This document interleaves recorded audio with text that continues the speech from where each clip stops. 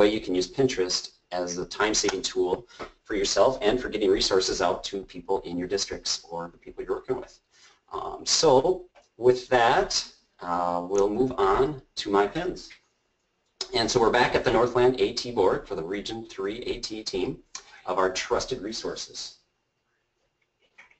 And so we're going to start off here. I am Greg Sumner. I'm an occupational therapist, and I work in 3 different school districts for Northern Lights Special Ed Cooperative based in Cloquet.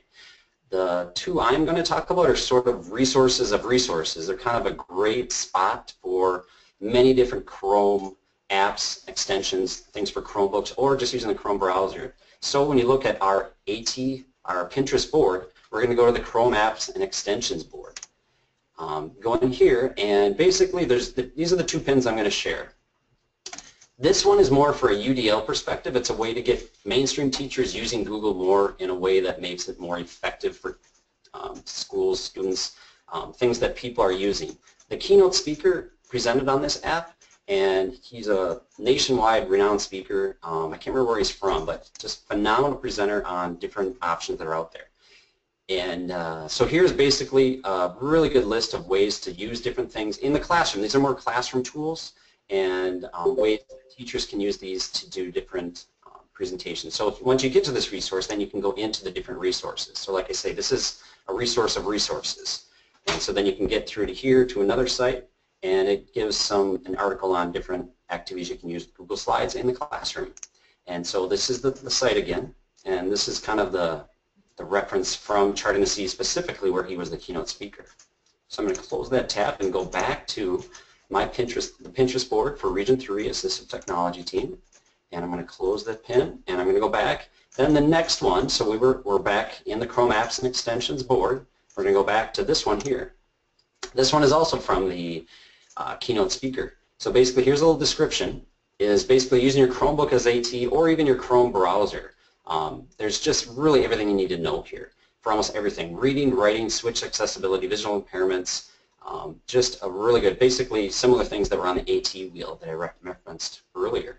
So I'm going to go right here and visit the site, and this is another resource of resources, but this is kind of the one that I put on my, my browser bookmarks for all the different things. I always have a hard time remembering the keyboard shortcuts. And instead of doing all the post-its all over my screen, I'm going to be using this shortcut as a way to get to the shortcuts of what will help me on my Chrome browser or on my Chromebook. And then when you look down here, there's just some really good apps, and basically you look at the key, there's an X for extension, and those are the things that are up here. These are extensions, and apps are more like little websites that you go to, but that's where you see here the key right there. So basically it's all arranged by the task or disability. So you have visual impairment issues, things that will help them access Chrome easier. Reading supports, many different good ones here. This one we'll be talking about, Julie will be talking about that soon. And then you have writing supports, things for helping kids write, you know, either it's composition or mechanics of writing. Mathematics, organization, just all those tools that instead of having to look at that grid on a piece of paper and chart and kind of all the X's and what they do, this just takes you right to those sites. Even switch accessibility apps. I'm going to follow up on that one yet. I didn't even know there was options for that. But overall, this is from the keynote speaker, and he even goes through, there's 2 webinars on here. They're each like an hour or 2 each, and he goes through all of the, I'm pretty sure goes through most of the apps above, and just gives you a really good description of all that's going on. Just a really phenomenal presenter at the Charting the Seas, and just a great trusted list of resources. So I'm going to go back, I'm going to close out the tab, go back to our Pinterest tab, and go back to our Pinterest board where our next presenter will come up and share some more trusted resources. Hey everyone, I'm Julie Ray, and I work for the Duluth Public Schools, and I'm a speech-language pathologist and the Assistive Technology Coordinator district-wide.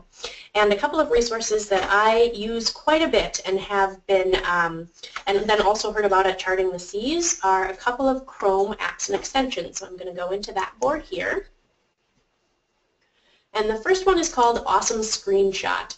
And basically this will allow you to take a screenshot from your computer and then annotate that screenshot. So I'll show you how that works. I'll go to just the New York Times web page here, And this is where all your extensions show up. So when I click on Awesome Screenshot, it will give me several options. I can capture the visible part of the page, selected areas, and you can see several other options here. I'll just capture a selected area. Then when I click Capture, it brings open another tab and allows me to make changes to this. I can crop it if I decided I didn't actually want the whole thing. I can write on it with a pen, make shapes on it, draw arrows if I want to draw your attention to a certain thing. I can put text on it, blur out certain items if I actually didn't want students or someone else to be able to see that part of it, and also highlight certain items, if you want to draw attention to certain things. So basically what this does is allows you to take anything off your screen and then annotate it in a way that draws attention to what you want to draw attention to. This is a great way to provide visual directions for students or even for teachers too. Then when I click Done, it gives me several options of what I can do with this image. I can save it as a file, I can copy it to the clipboard, or I can print it also. Of course, there's always the option to right-click, copy it, and paste it wherever you'd like to do it. So again, that one is called Awesome Screenshot, and it's an extension for Chrome. I'll bring it back here to Chrome Apps and Extensions to show you the second one that I'm going to talk about today. And if you're in the Duluth Public Schools, you've probably heard me talk about this one. It's Read and Write for Google Chrome. And there is a free version that is available for everyone, and then also teachers get a free premium version if you go to this extension. But for right now, what I'll show you how Read and Write works. It works within Google Docs and on websites. And basically what the free version will do is read text aloud for you. You'll see that I have the full premium version here with a lot of other options. I won't go through a lot of those options today just for time's sake, but just know that if you get that free teacher version, you get a lot of other options of things to do, like word prediction, picture dictionaries, all sorts of kind of things. But if you highlight text and click play, the governor wants to lead on green energy. You can see that it will read the text aloud for you. The nice thing about this particular extension is that it highlights each word as it reads, something that I really like about Read and Write for Google Chrome. There are some settings you can change in here. You can change the voice, you can change the speed of reading, and then you can also change the language in which it reads. So again, that's Google Chrome, Read and Write for Google Chrome. So I'll bring you back here, close out on that pin, and now I'm going to share with you actually two pins that we've got on the Northland AT Pinterest page that are actually come to us from Terry Ross, and she is a certified occupational therapy assistant here at the Duluth Public Schools. She wasn't able to join us today, but she wanted to make sure that we all heard about these great resources that she learned about at Charting the Seas and also has used quite a bit. So the first one that we've got is under our written expression composition, and it is called My Story Maker. It comes from the Carnegie Library of Pittsburgh, and once we go into this, this is a great website for kids that have difficulty generating ideas of what to write about, and or also about generating any text that goes with that. You'll see what I mean in just a second. You can either open a story that you've already started by entering a code here, but I'm just going to click to begin. You type in your name to get started, and you get to set your goal by choosing a main character, what their goal is, and who the other characters are in the story. Once you click OK, it gives you a title, and you can start your story. So basically, it will play instructions for you, but I'm just going to go ahead and start the story. As you can see, it starts with some text here, and I've got one character. I can drop in other items, another character, objects, and change the setting. When I highlight a character, it allows me to have that character interact, to give something to another character. So you can see it wrote in the text here now. Once upon a time, the dinosaur gave nothing to Fox. But it can do other actions like dance, they'll do it in the picture, and then also the text will show up there. So it allows you with a couple of clicks to generate a written story. When you're done, you click End, it publishes the book, and gives you a wide range of options of what you can do with that book now. Print it, share it with others, download it, and I'm just going to view it so you can see what it looks like. It gives you a title page, and of course you'll only get the one page here, but it says once upon a time the dinosaur gave nothing to Fox and the dinosaur danced. So it kind of walks you through that. It would go through all the pages that you created and then goes to the end. So again, that one is free. Anyone can access it, no account needed, and it's called My Story Maker. I'll close out of that and go into another Northland AT Pinterest board here called Seating, Positioning, and Mobility. And this one is a modular hose by Lockline that allows you to mount different items onto a table, onto a wheelchair, anything like that, for switches, iPads, different devices. So you'll see here if you go to Tablet and Device Solutions, there are options here that fit iPads and a variety of other tablets, regardless of what case they're in, and allow for multiple options for attaching those. Then if I go back to kits and look at switch solutions, you'll see that there's sort of a disc end at this that allows you to attach a switch, again in a variety of different positions. You could attach it up near the head, down near a leg or a hand, anywhere that you want to do that. And Terry shared that what she really likes about this modular hosing is that it adjusts very quickly. So if you're doing trials with different types of equipment or different placing for that equipment, what this does is allow you to move pretty quickly in a variety of different settings. It does move if you hit it pretty hard, so it's not necessarily a great option for permanent settings, but does really well for trials. So again, that one is Modular Hose, shared by Terry Ross.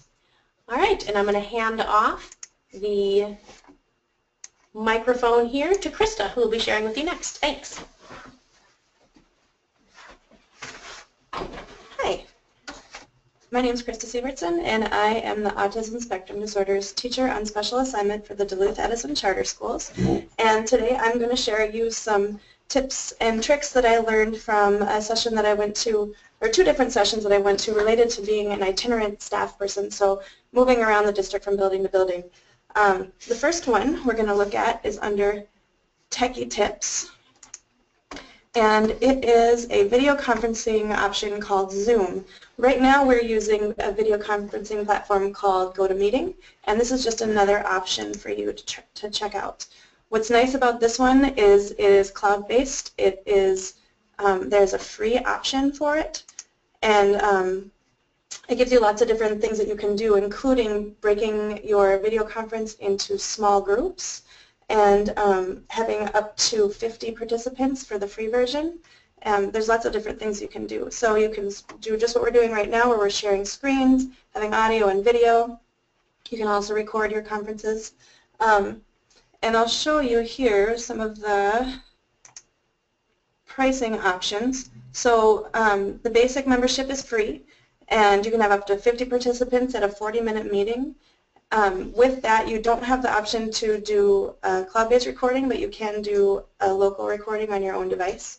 With the Pro version, only one person who's participating in the video conference needs to have a membership and be the host, and then that person can invite up to 50 more people. There's actually even options for up to 100 and 200 people if you have a big enough meeting. Some ways that you could use this in schools, like I said, for itinerant staff. So if you are moving from building to building a lot, this would cut down on some travel time for you. If you just need to pop in and have a quick meeting with somebody, share a screen with them, show them what you're doing. For video conferencing in parents or staff members for IEP or evaluation meetings. For doing home visits, if you are unable to get out to a site because it's really far out, or if a family can't come to you, or if someone's ill and like on the staff who's sick and can't go out to a preemie's home, that would be another option that you could still meet and do that back and forth. Other things you could do, webinars like we're doing right now, or collaborating with your team members either in buildings across the district or across the region like we do with our Region 3 AT team. So the next one we're going to look at is called BoardMaker Online, and we're going to go back here to the Northland AT website, and we're going to go into that through Websites for Teachers. No, a lot of you have probably heard of BoardMaker before. It's kind of the gold standard out there for creating visual supports. And BoardMaker Online is like the next step up version of BoardMaker. And what I really like about it is that you have a teacher account, and then your teacher account can shoot out information to other computers or iPads, and those people don't have to have the BoardMaker disk. They can just access the activities online through the cloud. So taking a look at their website here, there's lots of different ways that you can use BoardMaker Online, and they do a really nice job of describing that if you want to look through maybe your particular role and how BoardMaker Online would work for you. But just a few things that I like about it. You can create your own activities. You can share those activities out to people. You can look for activities that have already been created, and a lot of them are aligned to your state standards and have IEP goal tracking built into them. What's really nice about the different plans they have here, the professional plan was the one that was recommended at the session that I attended. And what's nice about this plan is that you're able to manage and assign student activities to their own individual accounts. And then you can see on some of these activities that have tracking exactly what the students did when they use that activity, and it tracks their progress for their IEP goals for you. There are several different options as far as pricing goes. Let's see. And for everybody, you can log in now, today, any day, and have a 30-day free trial.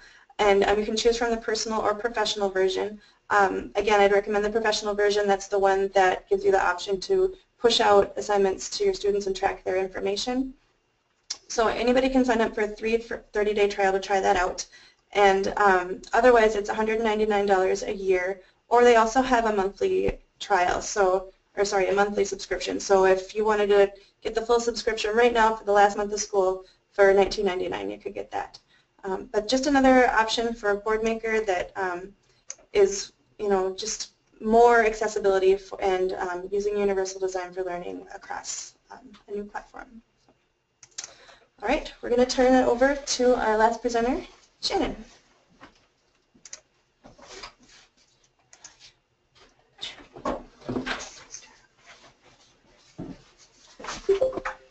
Hi, I'm Shannon Prohl. I am the technology coordinator at the Northern Lights Special Education Cooperative. And before I show you the last two pins, just a reminder, if you could send me in the chat box your email if you haven't already done so. That way I can send you a link so you can get your CEU. So I'm going to show you two extensions in Chrome that I really like. And the first one is called Add Block Plus. It's right here. And when you click on this here or visit it, it'll bring you to the Chrome store. But let me show you how it works. I'm going to go to a website. Here I have the New York Times website. I'm going to close this here.